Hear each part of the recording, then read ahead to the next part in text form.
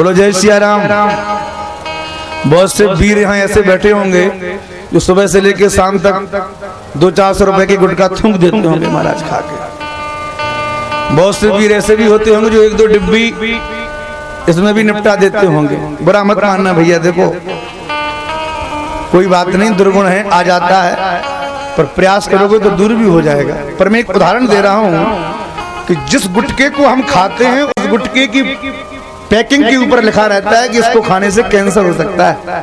हो सकता है नहीं, होता ही है, लेकिन फिर भी हम उसको बड़े चाव से खाए जाते हैं। अपने सहयोगी, साथी, मित्र, परिवार में कहीं ना कहीं हमने ऐसी मृत्यु भी देखी होगी जो उस विषैले गुटके को खाने के बाद कैंसर हुआ, उसको अंत में मरना ही पड़ा। इतना उसका दुष्प्रभाव देखने के बाद भी हम उसको खाए जा रहे हैं। उसको खाने के बाद यदि हम उनसे पूछें कि बताओ गुटखा खाने से, बीड़ी पीने से कोई फायदा हुआ क्या? इसका क्या फायदा? सुबह से लेकर शाम तक खा के थूक देते हो, कोई फायदा मिला? कोई फायदा नहीं मिला, बल्कि नुकसान ही नुकसान मिला है। लेकिन भगवान की कथा सुनने का क्या फायदा? मंदिर में जाने का क्या फायदा? पर हम आपसे पूछें, इस कथा से फायदा अभी आपको भले ना दिख रहा हो, पर फायदे बहुत हैं। आपको क्या फायदा है? सबसे पहला फायदा तो ये है कि 2.5-3 घंटे तक आप लोगों को एक जगह बैठने का अभ्यास हो रहा है। तो आज के समय में लोग एक जगह बैठ जाएं, ऐसा हो सकता है कि थोड़ी देर यहाँ बैठेंगे, इधर बैठ के उसकी चुगली करेंगे, उधर से जाके तीसरे के बाद जाके उसको 2-4 बातें सुनाएंगे, फिर चौथी जगह जाके कोई झगड़ा हो जाएगा तो फिर आपस में झगड़े, गाली गलौज, झूठ बोलना, इन सब कामों में हम लोग लगे रहते हैं कि नहीं? और 2-2.5 घंटे आप यदि कथा में आके बैठ गए तो बताओ इन कामों से आप बचे के नहीं? सबसे पहला फायदा। दूसरा फायदा सुन लो, भले कोई कितना भी गुटखा बीड़ी खाता हो, पर यदि वो सामने कथा में बैठ जाए और व्यास जी कोई बढ़िया प्रसंग कह रहे हो तो 2-3 घंटे के अंतराल में कम से कम 1-2 खुराक तो आदमी को हो ही जाती होंगी जो खाने वाले हैं। 2-2.5 घंटे जब बैठोगे तो संकोच में कम से कम उठोगे नहीं कि भाई कथा पूरी हो जाए फिर उठोगे। तो बताओ आपके स्वास्थ्य में फायदा मिला कि नहीं मिला? दूसरा फायदा। तीसरा फायदा, 2.5 घंटे बैठकर कथा सुनने का अभ्यास हो रहा है। ये सबसे बड़ा फायदा है। आज के समय में कोई किसी की सुनने को तैयार नहीं है। पिता पुत्र की नहीं सुन रहा है, पति पत्नी की नहीं सुन रहा है, पत्नी पति की नहीं सुन रही है, भाई भाई की नहीं सुन रहा है। यदि कोई बात घर में छिड़ जाए और पति ने बोलना प्रारंभ किया तो पति तो धीरे बोलता है, श्रीमती जी की आवाज और तेज आनी प्रारंभ हो जाती है। श्रीमती जी और तेज बोलती है, पति कहता है अरे सुनो तो सही, वो कहता है पहले मेरी सुनो, अरे पहले मेरी सुनो। कोई किसी की नहीं सुनता, और जब नहीं सुनते हैं तो झगड़े शुरू हो जाते हैं, और जब वो झगड़े शुरू हो जाते हैं तो जीवन के संबंध विच्छेद शुरू होने लगते हैं। और जब संबंध विच्छेद हो जाते हैं तो व्यक्ति संसार में रह के जब संसार के संबंधों को विच्छेद कर देता है, मन तो भगवान में है नहीं, तो प्रायः संसार के लोग दुखी रहने लग जाते हैं। लेकिन आप 2.5 घंटे कथा में बैठ के जब भगवान की कथा को सुनोगे तो कम से कम सुनने का अभ्यास बढ़ेगा। जीवन में भी कोई घटना घटेगी तो हम जब तक अगले आदमी की पूरी बात सुन लेंगे तो बताओ झगड़ा खत्म होगा कि नहीं होगा? हम लोग अधूरी बात को सुन के ही बोलना प्रारंभ कर देते हैं, यही हमारी कमी है। लेकिन 2-2.5 घंटे सुनोगे तो सुनने का अभ्यास भी बढ़ेगा, तो जीवन के झगड़े भी खत्म होंगे और जीवन में संबंध आपके पुष्ट हो जाएंगे। तीसरा फायदा, एक नहीं अनेक फायदे महाराज। लेकिन गोस्वामी जी कहते हैं संसार के लोग इतने विचित्र हैं कि ये बिना जाने प्रेम कर ही नहीं सकते। जाने बिनु न होए परतीति, जाने बिनु न होए परतीति, बिनु परतीति होए नहीं प्रीति, बिनु परतीति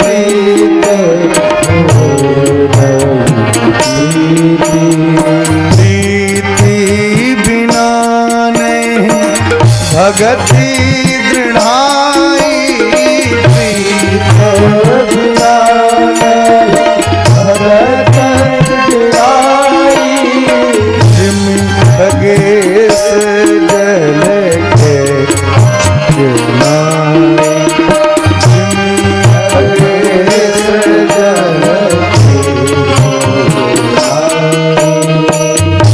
ना जाने भगवान में प्रेम हो ही नहीं सकता, और प्रेम जब तक नहीं होगा तब तक आपके चित्त में भगवान बैठ नहीं सकते। प्रेमी की याद स्वाभाविक आती है। बोलो जय सिया राम। एक माँ का जब नवजात बालक प्रकट होता है तो वो माँ घर के काम धंधे भी करती रहती है और अपने बालक का ख्याल भी रखती है। उस माँ को कहना नहीं पड़ता कि अपने बालक की याद करो, कहना पड़ता है क्या? वो माँ घर के काम भी करती जाएगी, बालक को भी दूध पिलाती जाएगी, कुछ खिलाती जाएगी, फिर देखने आ जाएगी, फिर अपने काम करने लग जाएगी। क्यों? क्योंकि उस माँ का अपने बालक के प्रति स्वाभाविक प्रेम है। जहाँ स्वाभाविकता प्रकट होती है, स्वाभाविक प्रेम होता है, वहाँ याद करनी नहीं पड़ती, याद 24 घंटे आती ही रहती है। पर वो प्रेम हो जाए एक बार तब वो याद आएगी। हम लोगों का प्रेम हो ही नहीं सकता। क्यों? क्योंकि हम लोगों की बुद्धि जितनी उल्टे सीधे कार्यों में लगती है ना, उतनी अच्छे कार्यों में कभी लगती ही नहीं। बोलो जय सिया राम। हम लोगों का प्रेम भगवान में कम और रुपया पैसा में ज्यादा है महाराज। आप कहोगे कैसे? अच्छा एक बात हम आपसे पूछें, ईमानदारी से बताना, बिल्कुल सच जवाब देना अपने हृदय से। आप लोग पैदल चले जा रहे हो और पैदल चलते चलते रास्ते में आपको दो मूर्ति पड़ी मिले, एक राम जी की एक रावण की। दोनों मिट्टी की मूर्ति रास्ते में पड़ी मिले, एक राम जी की एक रावण की। तो बताओ पहले किसकी मूर्ति उठाओगे? अरे तेजी से बोलो भाई। राम जी की उठाओगे ना? थोड़ी दूर फिर आगे चलो, फिर आपको दो मूर्ति पड़ी मिले, एक राम जी की एक रावण की। पर राम जी की मूर्ति मिले मिट्टी की और रावण की मिले सोने की। अब बताओ किसकी उठाओ? सही जवाब देना, तो झूठ नहीं मारा। किसकी? हाँ देखो, बिल्कुल सच, जो हृदय का है वो उठाओ। हम आपसे प्रार्थना करें, अरे इतने बुरे नहीं हो कि आप लोग रावण की उठाओगे, राम जी की ही उठाओगे, हम जानते हैं, लेकिन रावण की छोड़ के आने वाले नहीं हो महाराज। बोलो जय सिया राम। राम जी की मूर्ति तो उठाओगे पर रावण की छोड़ के नहीं आओगे। क्यों? क्योंकि राम जी से अभी उतना प्रेम हमारा नहीं हुआ जितना राम जी से प्रेम होना चाहिए। अभी तो राम जी की हमारे चित्त में याद ही नहीं आती। जिसे एक बार जीवन में प्रभु का प्यार मिलता है, उसे बस आंसुओं के हार का उपहार मिलता है। न पूछो उस दिल की बेकली का हाल, मत पूछो, न प्राण जाते हैं न प्राणाधार मिलता है। भला किसको दिखाएं मर्ज की बढ़ती हुई मंजिल, न कोई वैद्य मिलता है न कोई उपचार मिलता है। भला किसको दिखाएं मर्ज की बढ़ती हुई मंजिल, जब इस हृदय से उस हृदय का तार मिलता है।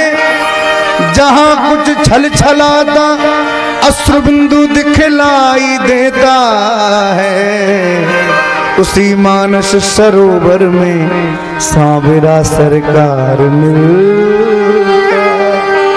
हम लोगों को हमारे मन मस्तिष्क से दुनिया का रंग नहीं उतर रहा है और हम लोग कहते भगवान की याद आती है।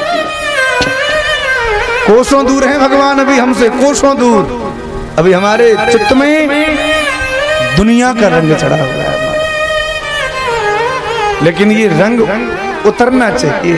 ये दुनिया का रंग उतर के और भगवान का रंग चढ़ना चाहिए। लेकिन ये रंग चढ़ेगा कब? बोलिए, रंग तभी चढ़ेगा जब जीवन में भगवान की कथा प्रकट होगी, सत्संग मिलेगा। क्योंकि बिना सत्संग सुने, बिना भगवान की कथा सुने, भगवान से प्रेम हमारा हो ही नहीं सकता। ऐसा नहीं है कि ये रंग दुनिया का इतना पक्का होगी चढ़ा ही रहे, रंग उतर जाएगा। पर उतारने के लिए हमको भगवान की कथा सुननी पड़ेगी। कथा जब सुनोगे और भगवान के विरह में जब आप रोगे भगवान की याद आपके चित्त में आएगी तो जो अश्रुपात आपका होगा, निरंतर आप भगवान की याद में रोना प्रारंभ करोगे तो हृदय के जितने मल हैं, जितने विकार हैं, वो सब दूर हो जाएंगे और आपका हृदय एकदम निश्चल हो जाएगा। और उस निश्चल हृदय के पीछे हमारे ठाकुर जी अपने आप पीछे पड़ जाते। हम नहीं कह रहे ये बात, कबीरदास जी कह रहे हैं। पीछे कब पड़ते हैं? कबीरा मन निर्मल भयो जैसे गंगा नीर, पाछे पाछे हरि फिरे कहत कबीर कबीर। जब निर्मल मन हो जाएगा तो हमारे ठाकुर जी को ढूंढना नहीं पड़ेगा, ठाकुर जी आपको ढूंढते ढूंढते पीछे आ जाएंगे। तुम्हारी याद आती है, तुम्हारी याद आती है, तुम्हारी याद आती है। बताओ क्या करें मोहन, तुम्हारी याद आती है। बताओ क्या करें मोहन, तुम्हारी याद आती है। बताओ क्या करें मोहन, तुम्हारी याद आती है। बताओ क्या करें मोहन, तुम्हारी याद आती है।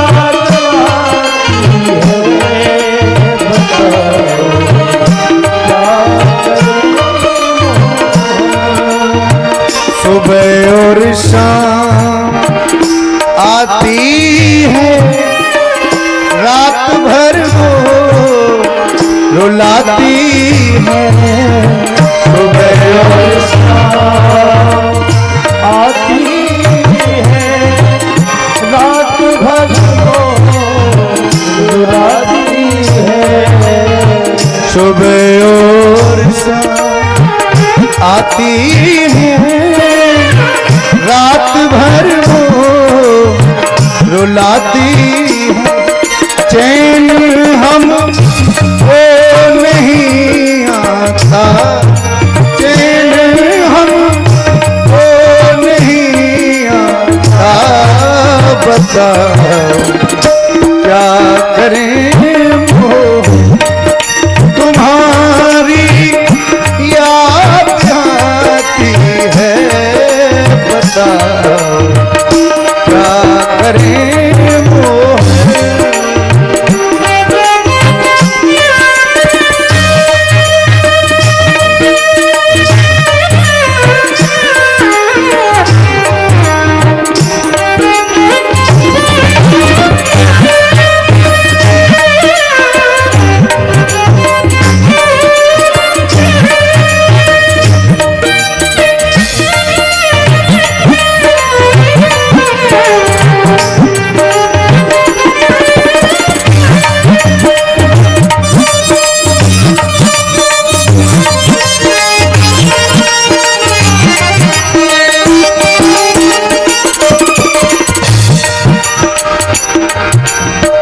चलूं जब बोल चलने दे, रुकूं जब बोल रुकने दे।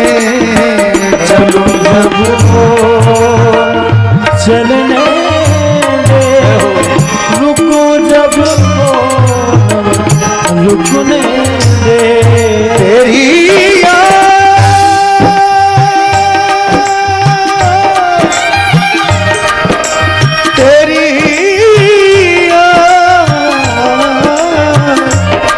तेरी याद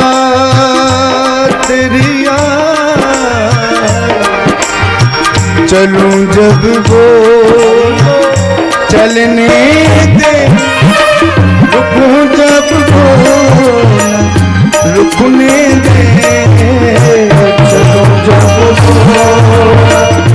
चलने दे, रुकूं जब तो रुकने दे, मिलूं औरों से न मिलने दे, मिलूं औरों से न मिलने दे, बता क्या करें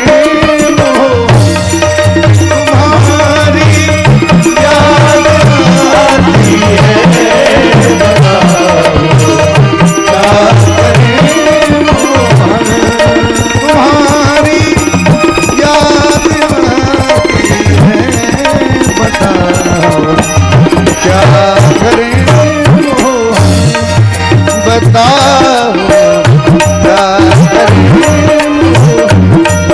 बताओ क्या करें।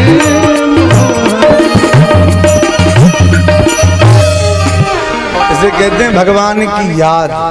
जब भगवान की याद आ जाए तो दुनिया के काम धंधे फीके लगने लग जाएं। भगवान नंबर 1 पे आ जाए, दुनिया नंबर 2 पे आ जाए। बोलो जय सिया राम। अभी तो हमारा हाल ये है कि कोई जरूरी काम आ जाए ना तो अभी उठ के चले जाओगे यहाँ से, लेकिन सच्चा भक्त तो वो है जिसके जीवन में बड़ी से बड़ी घटना भी घट जाए तब भी महाराज उसके जीवन में बिल्कुल भी विचलित ना हो और निरंतर भगवान के सत्कार्यों में लगा रहे।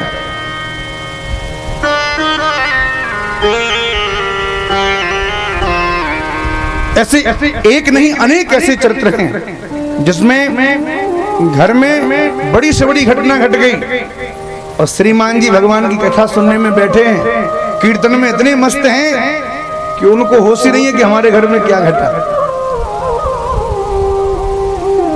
चैतन्य महाप्रभु जी की परंपरा में प्रकट हुए एक बड़े उच्च कोटि के भक्त जो भगवान के ऐसे नाम जापक कि उद्दाम भगवान का कीर्तन किया करते थे, निरंतर भगवान का कीर्तन किया करते थे। उनका नियम था कि रोज हमको शाम को 4 बजे से लेकर रात्रि के 8 बजे तक 4 घंटे बिल्कुल हाथ में करताल लेके झूम के हरे कृष्ण कृष्ण कृष्ण हरे हरे, हरे राम राम राम हरे हरे, ये निरंतर कीर्तन करते रहते थे, रोज का नियम। और उस कीर्तन के बीच में यदि कहीं बिजली भी गिर जाए ना तब भी उनको मतलब नहीं होता था। कुछ भी लोग करें पर वो कीर्तन का नियम कभी अधूरा नहीं छोड़ते, पूरा नियम करते।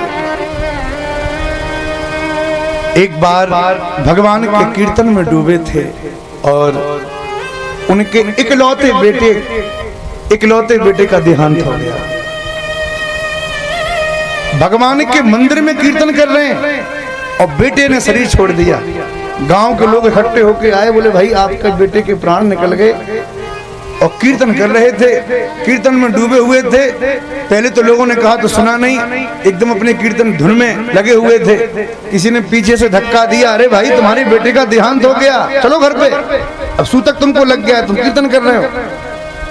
जैसे ही उन्होंने सुना कि मेरे बेटे का देहांत हो गया तो पता नहीं उनके भीतर क्या उमंग उठी कि जितनी मात्रा में वो कीर्तन कर रहे थे अब उससे दुगनी मात्रा में कीर्तन करने लगे। उन्होंने कीर्तन नहीं छोड़ा, दुगनी मात्रा में भगवान के नाम संकीर्तन को करते रहे, नाम संकीर्तन को करते रहे।